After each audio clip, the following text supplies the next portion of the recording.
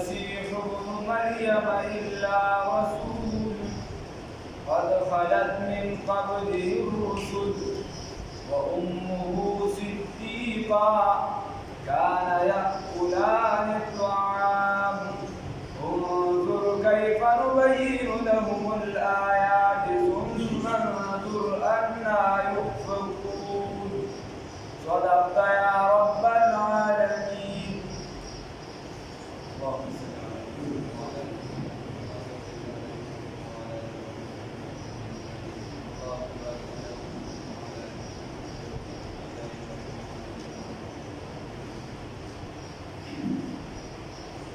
مخکې د عیسی علیه السلام متعلق د عیسایانو عقیده د درې فرقو هغه تېرې شوې، چېرته د حلول عقیده او چېرته د درېیم چې دا درېیم خدای وغیره، او د موسی علیه السلام متعلق هم خبرې تېرې شوې. دلته بیا الله رب العزت د هغې لږ وضاحت کوي په بل مثال سره، په بلې طریقې سره. الله رب العزت فرمایي مل مسیح ابن مریم، مل مسیح نه دی عیسی علیه السلام دوی د مریم الا رسول مگر پیغمبر. نو څه نه دی عیسی علیه السلام، څه نه دی؟ لا رب معبود. عیسی علیه السلام چې دی رب نه دی، معبود ذات نه دی. مل مسیح ابن مریم نه دی عیسی علیه السلام رب معبود الا رسول مگر رسول د الله تعالی دی. اوس پیغمبر دی، نو د پیغمبر نه ولې خدای جوړوي؟ مخکې هم بلا پیغمبران تېر شوي او ده پسې هم چې دی نو پیغمبر را روان دی. قد خلت یقینا تیر شوي دي من قبله الرسل، مخکې د عیسی علیه السلام نه پیغمبران. هغې ته چا خدای ویلي چې تاسو پکې دته خدای وایي. و امه او مور د ده صدیقه رښتونې وه، مور یې بلکل رښتونې وه، پاکبازه وه، پاکیزه وه. کانا یأکلان الطعام، کانا او دا مور او بچي یأکلان الطعام خوړونکي دواړه طعام لره، دواړه چې دي نو دوی طعام خوړه، رزق پرې خوړه. نو دې فایده دا راوباسله، افاده یې دا شوه چې رزق یې خوړه نو د دې دپاره مادي جسم، چې رزق یې خوړه نو مادي جسم ورته لازم شو، او چې مادي جسم شو نو دوی احتیاج پیدا شو، دوی محتاجه شو، او چې محتاجه شو نو دا علامه ده، دا علامه ده او نښه ده د ده چې دا بنده حادث دی، دا عیسی علیه السلام حادث دی. او هر چې ذات د الله تعالی دی نو لا یکون الرب الا ذاتا قدیما غیر مادي. ذات د الله تعالی چې هغه قدیم دی او غیر مادي دی، دا خو رب نشي. نو ګوره الله رب العزت ورته چې دی عقلي جواب ورکړه چې د عقل ته وایي خبره پرېږدي. کانا یأکلان الطعام، و هغه دواړه چې هغوی به خوراک کو. نو تاسو دغه وایي چې د هغې عقیده وه دا سما ویلي اقانیم ثلاثه،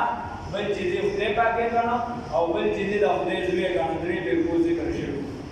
نو خدای پاک ورته وایي چې هغوی خو دواړو رزق غواړه، چې دواړو رزق غواړه نو ستاسو دا کیسه ختم شوه، مادي جسم ورته ثابت شو او احتیاج ورته ثابت شو. نو دا حدیث ولې راولي؟ نو الله رب العزت وایي ګورئ دا مثال یې ورکړم. الله وایي انظر وګوره کیف نبین لهم الآیاتو، چې څنګه بیانوو موږ دې د آیاتونه، ثم انظر بیا وګوره انا یؤفکون، چې څنګه دي اوړي. موږ ورته څنګه مثال بیان کړو چې د دې عقل ته پرېږدو، بیان دي اوړي د حق د طرف نه دي اوړي. قل ورته ووایه ای پیغمبره صلی الله علیه وسلم اتعبدون آیا تاسو عبادت کوئ من دون الله ما سوا د الله تعالی نه، ما د هغه څه لا یملکو چې مالکان نه دي لکم ستاسو دپاره ضرا د ضرر ولا نفع نه د فایدې، تاسو له نقصان هم نشي درکوی او فایده هم نشي درکوی الا ماشاءالله که خدای وغواړي نو بیا خو د الله څه درکولی شي فایده او نقصان. خو چې خدای نه غواړي نو چې خدای نه کړي پیر بابا به څه دي، چې خدای نه غواړي نو دې ته نه نقصان درکولی شي نه پیدا. تاسو هغه د ځان دپاره مالکان جوړ کړي دي، هغه معبودان جوړ کړي دي، هغه مشکل کشا جوړ کړي دي، هغه هم جوړ کړي دي چې موږ به د دې په نوم باندې منښت کوو او کمپلیټه به ګوټه ورکوو او کاڼې به وړو او کوڼ به وړو، دونه بچي به کېږي نه. الله رب العزت وایي چې دې تاسو له ضرر او نقصان نشي درکولی بل ځای کې الا ماشاءالله که چېرته الله وغواړي والله یقینا الله تعالی هو السمیع العلیم دغه الله اورېدونکي او علم والا دی قل ورته ووایه ای پیغمبر انقلاب صلی الله علیه وسلم ای اهل کتابو ای کتاب والو ای کتابونو والا هر چې کتابونو والا دی نو مخکې د رسول الله صلی الله علیه وسلم نه مراد دي هغه کتابونه چې چا منل او بیا یې په هغې باندې خپل ایمان ثابتو چې موږ ایمان والو هغه ته مراد دی بس د رسول الله صلی الله علیه وسلم نه چې څوک وایي چې زه قرآن منم او خبره د قرآن هغه آیات چې دي اخوا دې غواړي نو دا به بیا چې دې ته بیا د کتاب نشي ویلي دا هر وخت سره د هر شریعت سره خپل اصطلاحګانې دي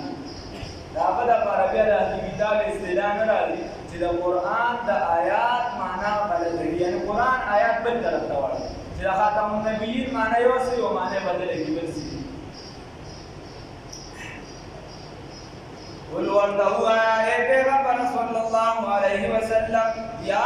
اهل الکتاب ای اهل کتاب لا تغلو تاسو غلو مه کوئ افراط او تفریط مه کوئ تاسو ته ما مخکې ویلو دا علوم والا اوس کتاب هم لیکلی دی شعبو والا لپاره چې غلو په دین کې غلو زمونږ په مذهب کې ځان نه مه راوباسئ هماغې تذکره کوم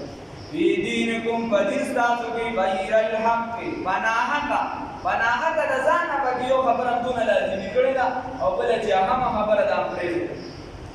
چېرته هم داسې شي راټیټ کړي دي چې د استحباب درجه لري یا مباح دي د سره د ثواب او د عذاب پکې څه خبره نشته نو هغه هم خو راټیټ کړي دي او سنت هم پرېږدي او چېرته هم فرض پرېږدي یا غیر الحق آخذین غیر الحق د بل چا حق اخیستونکي پیسې بې واغشتې ما تاسو ته ویل هل افسد الدین الا الملوک او احبار سوء ورهبانها ہے حرابی دین کی دینوں سے شاہ ظالم پیر جاہل مولوی دین سے مخکې لږه خبره تېره شوې یا حافظین غیر الحق د بل چا مان پناه هغه باندې اخیستونکي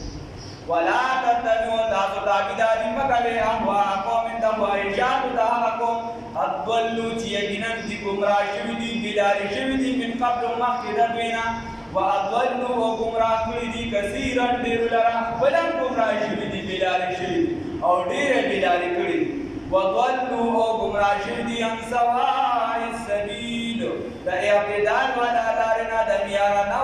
میانه رو لارې نه د سمې لارې نه بېلارې شوي لعن الذین یقینا لعنت کړي شوي لعن الذین لعنت کړي شوي په هغه کسانو باندې کفرو چې کافرانو من بني اسرائیل لبني اسرائیل على لسان داود فجب مبارکا د سیدنا داود علی نبینا علیہ الصلوۃ والسلام و عیسی ابن مریم او فجب مبارک د روح الله علیہ الصلوۃ والسلام ذالک دا چې بما بدی سبب باندې عصوا واجدی نافرمانی کولا وکانو یعتدون او دیو د حد نتیریدونکي مخکې بیا خبر عصوا کې کړو یعتدون شي لعن الذین لعنت کړی شوي دي بدی باندې ای مسیح الذین شکل مسح شوي دي د هغه کسان د یو فرقې مخکې ذکر تېر شوی د یو را روان دی د دې شکل مسح شوي دي هغه کسان چې کفر یې کړو د بني اسرائیلو نه علی لسان داود فقط دعا ده داود علیه السلام باندې چې خپل قوم ته خیرې وکړي نو فصاروا خنازیرا الله ته خنزیران کړو او وعیسی ابن مریم او عیسی علیه السلام په دعا وکړه چې خدای پاکه مایده خو لرولېږه وروسته دې صورت کې راروانه دسترخوان خو لرولېږه خو که چېرته دا دسترخوان چې دی دا معجزه ونه منله نو بیا داسې عذاب ورکړه چې په ټول عالم کې د چالاني ورکړي نو خدای پاک یې فصاروا قرده الله ته یې شاتوګان جوړ ذالک بما عصوا ولا قد سبب چې دی با سګول نه پرمانی به کول د الله په حدودو کې به خواله واکو وکانو یعتدون او دیو د حد نتیریدون کې په متعدی ظلم له کو په مخلوقات باندې به ظلم کو حقوق العباد ته سلام کو یا غواړم د خپل حکم ته راځي شي وان مداسه معنی کېږي شي پیغمبران به کول د بل چا په تو کې طالب کو د بل عزت باندې وو کانو دی لا یتناهونا چنی من کل یو بل عن منکر دا هغه بدینا فعلوه چې دی وکولا چې کومه بدی به خپل کوله کنه نو دا غي نه من نه کولا د دې وجه حدیث کې راځي وایي ته د بدو نه منې کول لکه مثال په ډول ته سګرټ څکې دا بد کار دی یو بل مسلمان چې هغې طرف ته راځي ته ورته وایي چې یاره ما پکې څه خیر مونږ چې لا ته هم ورته راغلی هغه ته منع نو ټیک ده ته یو ګناه کې خو دومره دي چې هغه چېرته منې شو یا هغه وایي چې یاره دې خو پکې اخته دي ده ته خو پکې بدیت ښکاري نو دا مې یو غټ کار د هغه خیر دی د دې ځای نه د دې وجې نو الله ربالعزت وایي دوی به یو بل نه منې کو د هغه بدۍ نه چې دوی به کوله لبئس ډېر بد ما هغه څه کانو یفعلون وو چې دغه به یې کوله دا کوم کار چې کو دا ډېر بد د دې وجې نه الله ربالعزت عذاب په دغه سبب باندې وکړ چې دوی به یو بل نه منې نو چې په دغه سبب یې عذاب ورکړ نو دا د هر منکر نه منقول چې دي دا واجب شو د شرع په اعتبار سره او ترک د واجبو پرېښودل هغه سبب د عذاب ګرځي چې ته واجب پرېږدي هغه سبب د عذاب ګرځي دي یو بل منقول پرېښودل الله پې عذاب چې دي راوستي تراتبوینې کثیرا ډېرو لره منهم د دې نه یتولون الذین دلته اوس هغه منافقان تاسو ته ما مخکې خبره کړې د ملګرتیا خبره شو چې و چې چا سره به تعلق ساتي چا سره به نه ساتي کومو ډلو سره به ساتي بیا د کفارو سره مخکې څو څو پېرې تېر شوي چې چا سره به معاشي تعلق ساتي چا سره به څنګه ساتي چا سره دای کیسه تېره شوې اوس دا منافقان خدای بیا یاد تراتبوینې کثیرا منهم ډېر منافقان د دوی نه یتولون الذین چې دوی به دوستانه کوي د هغه کسانو سره ملګرتیا به کوي د هغه کسانو سره کفرو چې کافران دي لبئس ډېر بد دي ما هغه څه قدمت لهم چې وړاندې کړي دي دا انفسهم زړونو د دوی نفسونو د دوی بأن سخط الله په دې سبب چې غصه شوي دي الله ربالعزت علیهم په دوی باندې وفي العذاب ودوی په عذاب کې هم خالدون دوی همیشه وفي العذاب هم خالدون او دوی په عذاب کې همیشه الله ربالعزت دې وساتي اوس الله وایي چې د دې د هغې سره ملګرتیا کوي هغې یې په دوستانه نیسلي دي او تاسو سره د هغې مقابله ده نو خلاف شرع ملګرتیا ما تاسو ته ویلي خلاف شرع د شریعت خلاف ملګرتیا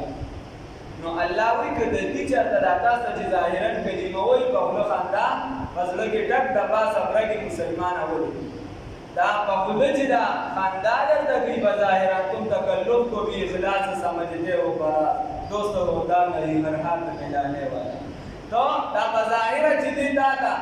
داسې ملاوېږي چې ته وایې چې دا خو زما په حق کې ثابته فرشته ده نو الله ربالعزت وایي که چېرته داسې وه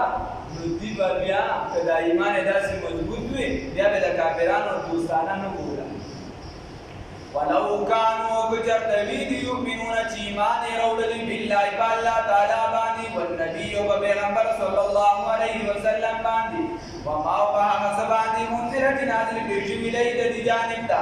متخذوهم نبوي لسریدوی اولیاء د کافرانو لره په دوسته ولکن لیکن ډیر کثیر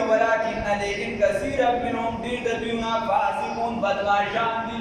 ډېر د دې نه چې دا بدمعشان دي فاسقان دي فاجران دي لتجدن اشد الناس اوس الله تاسو چې ما ویلي چې اول یهودیان بیا مشرکان چې کوم ورسره راځي تهریان وغیره دا چې دا د مسلمان په دغه کې دشمنۍ کې د ټولو نه سخت بیا بسیس آیات ده لتجدن اشد الناس خامخا ته به ووینې ډېر د خلکونه خامخا ته به ووینې اشد الناس هغه ډېر سخت د خلکونه عداوتن په دشمنۍ کې للذین په مقابله د هغې کسانو آمنو چې ایمان یې راوړي الیهودا یهودیان والذین او هغه کسان اشرکو چې مشرکان دي د مسلمانانو سخته دشمني هغه به یهود کوي او بیا مشرکان کوم چې ورسره کې چاپېره عمله ده هندو شو یو څه بل څه داسې کوم چې اوس عیسایان نو یو خو دا خبره ده چې دا د هغه ټیم سره رانازل شي رسول الله صلی الله علیه یو وفد راغلی او کله چې یا نجاشي باچا ته چې کله سورت مریم حضرت جعفر رضی الله تعالی عنه نو هغه جړل او یا 40 کسان یا 8 کسان یا 32 کسان یا 80 دا ویل یا یو وفد داسې راغلی رسول الله صلی الله علیه وسلم د عیسایان او چې کله ورته رسول الله صلی الله علیه وسلم قرآن پاک وی نو یې جړل یا بابا مراد یا ولتجدن او خامخا بتوم من اقربهم هغه نږدې د دوی نه مودتن په ملګرتیا کې دوستانه کې للذین هغه کسانو ته آمنو چې ایماندار دي الذین هغه کسان قالو چې وایي انا نصارا موږ عیسایان. یوه معنی دا ده نچوړې ده چې د دې یهودیانو او د مشرکانو په نسبت چې کومه دشمني کې د دې په نسبت د دې په نسبت چې کومه دشمني کې نو هغه عیسایان د مسلمانانو او بله مفهوم یې داسې دی چې د مسلمانانو ته د نورو ډلو نه رانږدې دي نو هغه عیسایان دي ورته لږ رانږدې دا نور چې دا سخت دی.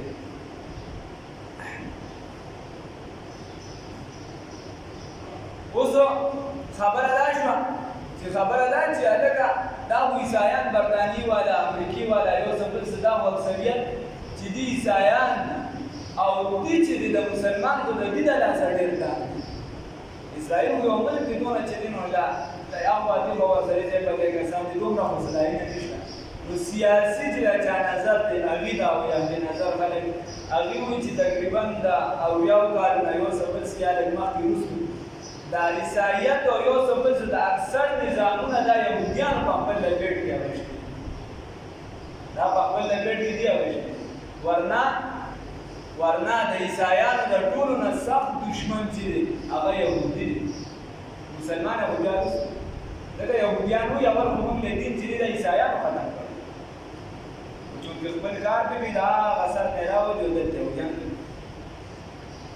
ولتجدنهم محبتهم من اقربهم دیر نزدې د دوی نه مودة بملګرتیا کې للذین د هغه کسانو سره آمنو چې ایماندار دي الذین هغه کسانو لره قالو چې وایي دي انا نصارا یقینا موږ عیسایان یو. دا ولې دې باندې دوه سبب ذکر کړي نو که نه سبب کې دا سبب موجود نو بیا خو عیسایان دا کیسه سموي مفسرین لیکلي که دا دوه سبب نه نو بیا به د دې کیسه روانه ذالک دا چې بأن منهم چې یقینا د دوی نه قسیسین دانشمندان دي د دې نه پوهه خلک دي ورهبانا او زاهدان دي د دې نه عالمان دي او د دې نه راهبان دي چې ډېر عبادت کوونکي دا خلک پکې موجود دي په عیسایانو کې د دې نورو پرتله باندې زیات دي د دې نورو نه زیات دي د دې وجې بل پکې وانهم یقینا بی لا یستكبرون نه کوي تکبر لرا نو یا مو هغه مراد دي چې کوم د اسلام طرف دراله هغې تکبر نه کوي یا بیا هم مراد دي چې د نورو په شان د یهودیانو په شان دي کې عبادت دومره زیات